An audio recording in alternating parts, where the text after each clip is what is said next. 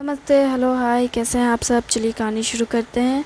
जहाँ नील को कैदी की तरह दरबार में प्रस्तुत किया जाता है, जहाँ पे राजा नील के आत्मविश्वास को देख डर जाते हैं और कहते हैं कि आप यहाँ क्यों आए हैं।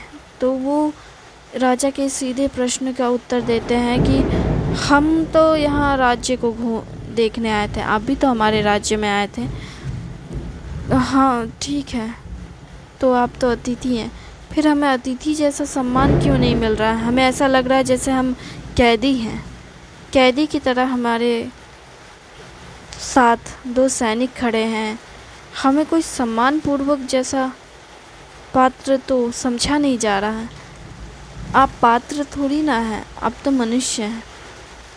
फिर भी एक मनुष्य हो या पात्र, उन सब का सम्मान किया जाना चाहिए।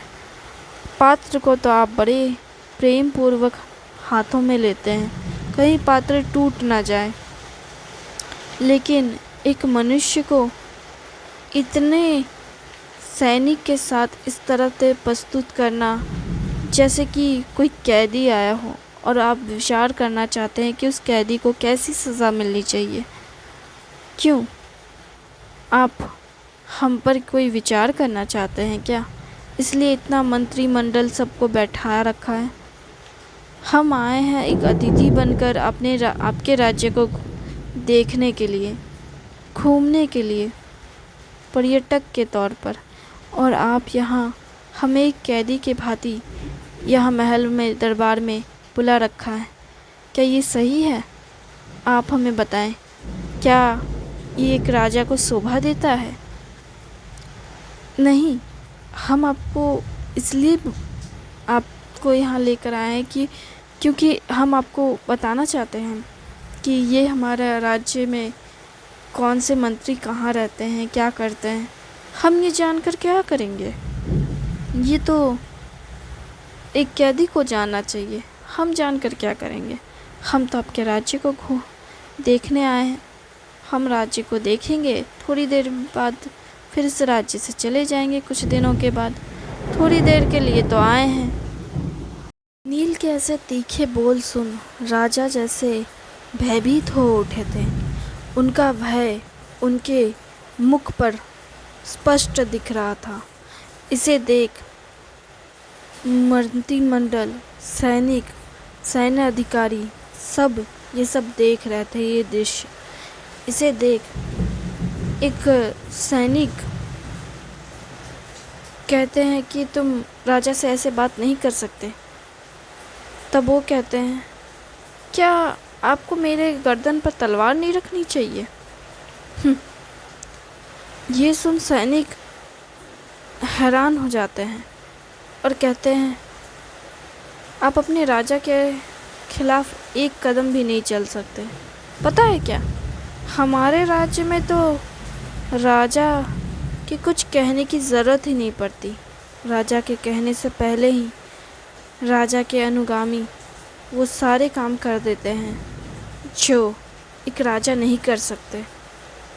पर यहाँ तो किसी सैनिक को कुछ भी, कोई अधिकार ही नहीं है किसी के सामने कुछ कहने की। और अगर कोई कहता भी है तो सिर्फ इसलिए ताकि राजा को उनके नज़रों में सम्मान मिल सके। क्यों, राजा की नज़रों में इतना सम्मान पाने की इच्छा कैसे है हो सकती है आप में? क्या आप राजा से सच में इतना प्रेम करते हैं, या राजा का सम्मान पाने के लिए यहाँ पे हमसे ऊंची आवाज़ में बात करने की कोशिश कर रहे हैं, जो कि आपसे हो भी नहीं पा रहा। आपकी तो ज़ुबान वैसे ही लड़खड़ा रही है। आप तो खुद राजा से डरे और सहमे रहते हैं। हमसे क्या कहेंगे आप? हमारे राज्य में हमारे राजा हमारी हर बात का मान रखते हैं। आपको पता भी नहीं, हम जो कहते हैं हमारे राजा वो सुनते हैं। हम अगर उनसे कठोर वाणी भी कह दे तो भी वो मौन रहते हैं। और यहाँ आपकी वाणी तो आपके राजा के वाणी की तरह ही बहुत डरी और सहमी सी है। नील के मुंह से ऐसे शब्द सुनकर राजा जैसे एकदम से हैरान हो गए थे और डरे हुए थे। फिर वो अपने सिंहासन से उठ जोर से कहते हैं, ए, आप यहाँ पे अतिथि हैं और अतिथि बनकर रहें, खामोश हो जाएं।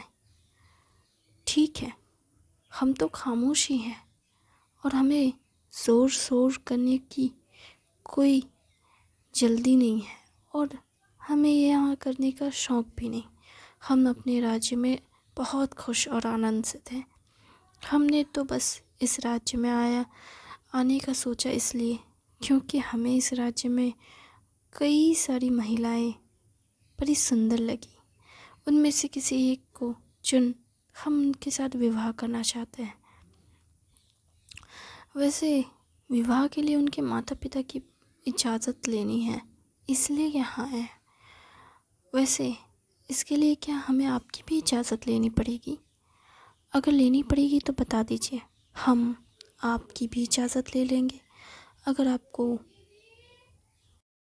किसी के साथ रहने के लिए इजाज़त की नहीं, दुआओं की ज़रूरत होती है, आशीर्वाद की ज़रूरत होती है, अपनों का साथ की ज़रूरत होती है, न कि और हाँ, एहसास की ज़रूरत होती है कि वो एक दूसरे के बिना अधूरे हैं। इसके लिए किसी को कुछ कहने की ज़रूरत नहीं होती है और ना ही किसी से इजाज़त लेने की ज़रूरत होती है, लेकिन फिर भी हम इजाज़त लेते हैं क्योंकि हम एक समाज में रहते हैं और हमारा समाज हमें यही सिखाता है कि जो बड़ों का सम्मान करते हैं वही जीवन में सफल होते हैं। तो अगर मुझे आपकी इजाज़त लेनी पड़ी तो मैं आपकी इजाज़त ज़रूर लूँगा और मैं चाहूँगा कि आप जब भी हमारा विवाह हो, उस विवाह में आप सम्मिलित हो और आप हमें आशीर्वाद दें। आप किससे प्रेम करते हैं? हम जिससे प्रेम करते हैं वो आपके सामने ही तो है। ये सुन राजा घबरा जाते हैं क्योंकि उनके पास उनकी पत्नी बैठी होती है और ये देख वो काफ़ी गुस्से में आते हैं और तलवार निकाल लेते हैं। वो कहते हैं, नील, फिर आप तलवार क्यों निकाल रहे हैं? हम जिसे प्रेम करते हैं हम उन्हें फूल देकर आपको बता देते हैं। वो फिर मालती के पास जाते हैं और उनके हाथों में फूल थमा देते हैं। ये देख राजा चिंता से मुक्त होते हैं, लेकिन कुछ वक्त के लिए वो परेशान हो जाते हैं फिर, क्योंकि वो कहते हैं कि हमारे यहाँ दासियों का विवाह नहीं होता, पर हमने सुना है कि हमारे वहाँ से जो बेटियाँ इस महल में आई हैं विवाह कर, उन्हें इस महल में दासी बना कर रखा गया है। आप ये क्या कह रहे हैं? हमने सुना तो यही है। तो फिर अगर हम भी आपके यहाँ एक सैनिक बन जाते हैं तो फिर आपकी दासी हमारी पत्नी बन सकती है। आप कुछ ज़्यादा ही कह रहे हैं। हम कुछ ज़्यादा नहीं कह रहे हैं, आप कुछ ज़्यादा ही करते हैं। आप अतिथि हैं। हाँ, इसलिए तो हम अतिथि बनकर रहना चाहते हैं जब तक कि हम यहाँ सब कुछ देख ना लें। ठीक है, आपको विश्राम गृह लेकर जाएंगे। नील को 2 सैनिक लेकर विश्राम घर जाते हैं और उन्हें विश्राम करने के लिए देते हैं। नील घर को अच्छे से देखते हैं और पूरे कमरे को देखने के बाद वो विश्राम करने के लिए बिस्तर में लेट जाते हैं। लेकिन फिर वो कहते हैं कि हमने तो मालती को फूल दिए पर हम उसे मिले नहीं ठीक से। फिर वो बाहर निकल जाते हैं और फिर मालती को ढूंढते हुए पूरे महल में चक्कर काट रहे होते हैं। तभी उन्हें अपने राज्य से आई हुई एक लड़की मिलती है। वो उसे देख पहले पहचान ही नहीं पाते, फिर उसके पास जाते हैं और कहते हैं, तुम तो हमारे घर के पास रहती हो ना? क्या नाम था उनका? उनका नाम याद नहीं आ रहा। तुम मीनू काका की बेटी हो ना? हाँ। आप कौन? मैं नील। अच्छा भैया, आप यहाँ? आपको यहाँ नहीं आना चाहिए था। यहाँ पे कोई कभी भी किसी को मारकर फेंक भी दे तो पता नहीं चलेगा। आप यहाँ कैसे आ गए और क्यों आए हैं? हम क्यों आए हैं? हम अपनी बहन से मिलने आए हैं। झूठ मत कहिए भैया, आप हमसे मिलने कभी नहीं आए और अब अचानक से आए हैं। ज़रूर बात कुछ और है। सही कहा, बात कुछ और है। हम यहाँ इस महल में एक दासी से प्रेम करते हैं और हम उससे मिलने आए और हम उसके विवाह कर उसके साथ रहना चाहते हैं। आप पागल हो गए हैं। इस राज्य में विवाह करने की इजाज़त नहीं है और आप यहाँ पे विवाह नहीं कर सकते। तुम भी तो विवाह कर यहाँ आई हो। हाँ आई हूँ, इसलिए तो दुख हो रहा है। अपने राज्य में रहती तो ज़्यादा सुख और आनंद से रहती। अपने राज्य में किसी लड़के से विवाह कर लेती तो अच्छा होता। यहाँ पे तो दुख भरा जीवन है। ऐसा क्यों कह रही हो? यहाँ तो तुम्हें बस दासी का जीवन जीना है और इस दासी के जीवन में महल के सारे ऐशो आराम मिलते हैं। वो तो रानी के खास दासियों को मिलता है। उस राज्य से आए हुए महिलाओं, लड़कियों को वो सुख सुविधाएं नहीं मिलती है। आपको पता भी नहीं यहाँ पे हमारा जीवन कितने कष्ट और दुखों से भरा हुआ है। हमें तो पेट भर खाना भी नहीं मिलता। अगर हम खाना खाना चाहें तो हमें सिर्फ एक ही शर्त होती है, हम माँ बने। आप खुद सोचिए ना, हम बच्चे पैदा करने की यंत्र तो नहीं है। तुम ऐसा क्यों कह रही हो? क्योंकि हम जब माँ बनते हैं तभी हमें पेट भर भोजन मिलता है, वरना हमें भोजन नहीं मिलता। ऐसा क्यों? हम जो बच्चे जन्म देते हैं उन्हीं बच्चों को फिर राजा अपने दास और दासियों में बदल देते हैं। यहाँ पे इसी तरह से चलता है। हमारे बच्चों पे हमारा अधिकार से ज़्यादा राजा का अधिकार होता है। राजा जैसे चाहें उन बच्चों का पालन पोषण कर सकते हैं। हमारे पास तो हमारा बच्चा तब तक रहता है जब तक कि वो 13 वर्ष का नहीं हो जाता। 13 वर्ष होते ही वो बच्चे राजा के पास चले जाते हैं और ये काम खुद उनके पिता करते हैं। सबसे बड़ी दुख की बात तो यही होती है। हम अपने पति को रोक तक नहीं सकते, हम उनसे कह तक नहीं सकते कि हमारे बच्चे को हमसे अलग ना करें, क्योंकि अगर हमने ऐसा कहा या किया तो वो हमें मार डालते हैं। आपको पता भी नहीं। यहाँ हम बहुत बुरे हाल में, हमारा जीवन बहुत कष्ट और तकलीफ़ों से भरा हुआ है। हम अपने बच्चों का चेहरा देखने के लिए तरसते हैं। आपको पता है उस राज्य से हमारे साथ एक सखी आई थी, उसका भी विवाह इसी राज्य में हुआ था। उसके पति ने उसे मार डाला क्योंकि उसके बच्चे की 13 वर्ष आयु होते ही वो उसे ले जाना चाहते थे, पर उसने मना कर दिया। फिर वो उसे छीन कर ले गए। छीन कर ले जाने के बाद फिर वो महल आई। महल में राजा से फरियाद करने लगी। राजा ने पहले उसे अपना बच्चा दे दिया और उसके बाद फिर उसके ही पति को भड़काकर उसके पति के हाथों ही उसे मरवा दिया। ऐसे करते हैं राजा, और ऐसे हमारा जीवन चलता है और हम चाह कर भी इसे रोक नहीं सकते। हम इसे के खिलाफ जा नहीं सकते क्योंकि हमारे अपने ही हमें मारने पे तुले हो जाते हैं। अगर हमारे अपने ही हमारे दुश्मन हैं तो हम गैरों से क्या उम्मीद करें? हम कैसे जिए? हाँ बताइए, हमारे लिए तो जीना बहुत मुश्किल है। तो तुम अपने राज्य में क्यों नहीं चली जाती? ऐसे पति के पास रहने से तो अच्छा तुम अपने राज्य चली जाओ। कैसे जा सकते हैं? हमारे संस्कार ही ऐसे हैं। हमें पैदा होते ही माँ बाप ठुकरा देते हैं, कहते हैं कि तुम लड़की हो, पराये धन पराए घर जाना है, पराया धन हो और पता नहीं क्या क्या। ये ऐसी बातें सुन कैसे मन करेगा कि मैं अपने माँ बाप के पास जाऊँ, उनसे कैसे कहूँ कि हमारा जीवन कितने दुख में है। अरे माँ बाप तक हमें ठुकरा देते हैं, तो ये तो हमारा पति है, ये हमें कैसे अपनाएंगे। और अगर अपना भी लें तो बस इन्हें एक बच्चा चाहिए होता है, जिस बच्चे को वो राजा को भेंट कर सके, जैसे वो कोई वस्तु हो। हमें तो समझ ही नहीं आता, उनमें इंसानियत नाम की चीज़ नहीं है, उनमें कोई भावनाएं नहीं है। वो जीवित होकर भी जीवित नहीं लगते। वो ऐसे रहते हैं जैसे लालसा से भरे हुए लोग। घिन आती है, लेकिन क्या करें, हमारा जीवन इसी कष्ट के साथ गुजर रहा है। हम चाह कर भी कुछ नहीं कर सकते।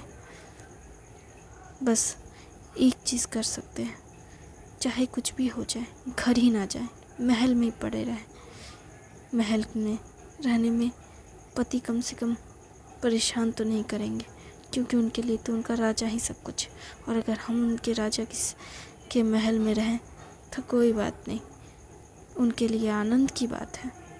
इसलिए हम महल में ही रहते हैं, जो खाने को मिल जाए खा लेते हैं। कम से कम जीवित तो हैं, लेकिन इसे जीना कैसे कह सकते हैं, ये तो मौत के समान है। हम क्या कर सकते हैं, अगर ये मृत्यु के समान भी है तो भी हम कुछ नहीं कर सकते। मृत्यु तो वैसे भी एक दिन आनी है। कम से कम जीवित है तो कम से कम इस बात का आनंद तो है कि हम अपने बच्चे को देख सकते हैं, उसे की देखभाल कर सकते हैं, कम से कम उसके बारे में विचार कर सकते हैं। क्या तुम उन्हें मिल सकती हो इस महल में रहकर? नहीं, हम एक बार इस महल में आ तो सकते हैं, इस महल को अपने बच्चे को दे तो सकते हैं, लेकिन हम जीवन में कभी अपने बच्चे का चेहरा दोबारा नहीं देख सकते, क्योंकि उन्हें महल से बाहर जंगल के उस पार खेतों में उन्हें अभ्यास करने को भेजा जाता है। वहाँ उन्हें शिक्षा मिलती है, किताबों की, लड़ाई की। उन्हें हर तरह के युद्ध शस्त्र सब तरह की शिक्षा मिलती है, और उसी में राजा की जय जयकार का एक शिक्षा होता है। जैसे राजा का हुक्म ही सब कुछ है, राजा ही तुम्हारे पिता है, राजा ही तुम्हारी माँ है, राजा ही सर्वश्रेष्ठ है, राजा ही तुम्हारे लिए सब कुछ है, राजा ही पालनहार है, राजा ही संहारक है। इस तरह की शिक्षा उन्हें वहाँ दी जाती है। हमें वहाँ जाने की इजाज़त तक नहीं, कोई भी स्त्री वहाँ नहीं जा सकती। और अगर हमने किसी कन्या को जन्म दिया तो उस कन्या की देख रेख सब कुछ रानी करती है। और ऐसा कहा जाए तो कन्या को तो 5 साल या 10 साल के अंदर ही माँ से अलग कर दिया जाता है, क्योंकि उनके हिसाब से कन्या बहुत ही कम आयु में बुद्धिवती होती है, इसलिए उसे समझ बहुत जल्दी आ जाती है। इसलिए उसे 10 साल के अंदर ही माँ से अलग कर दिया जाता है और रानी उसकी देख रेख करती है। रानी के होते हुए वो किसी और के पास जा ही नहीं सकती। रानी ही उसके लिए माँ, उसके लिए पूरा परिवार है। रानी के अलावा वो किसी और को कभी माँ मान ही नहीं सकती, क्योंकि उसे पता ही नहीं होता कि उसकी असली माँ है कौन और कैसी दिखती है। उसे कुछ नहीं पता होता, क्योंकि रानी हर जगह हर तरह से उसके दिल, आत्मा, शरीर सब पे अपनी छवि दे देती है। उसे पता ही नहीं चलता कब वो रानी को अपनी माँ, अपना जीवन का अधिकार दे बैठती है। आप चाह कर भी उनकी प्रिय दासी या कोई भी दासी को, जिसे भी आप प्रेम करते हैं, उसे आप ले नहीं जा सकते। वो रहेगी तो इसी महल में, और आप उसे खुद से अलग भी नहीं कर सकते। इसका कोई तो रास्ता होगा जिससे हम अपनी प्रेमिका के साथ रह सकें, उसे पत्नी बना सकें। कोई रास्ता नहीं है भैया, आप चाह कर भी कुछ नहीं कर सकते। इस कहानी को यहाँ तक सुनने के लिए आपका शुक्रिया। हमें उम्मीद है कि आपको ये कहानी अच्छी लगेगी। थैंक यू वेरी मच अपना कीमती समय देने के लिए, और अपना ख्याल रखिएगा। शुक्रिया।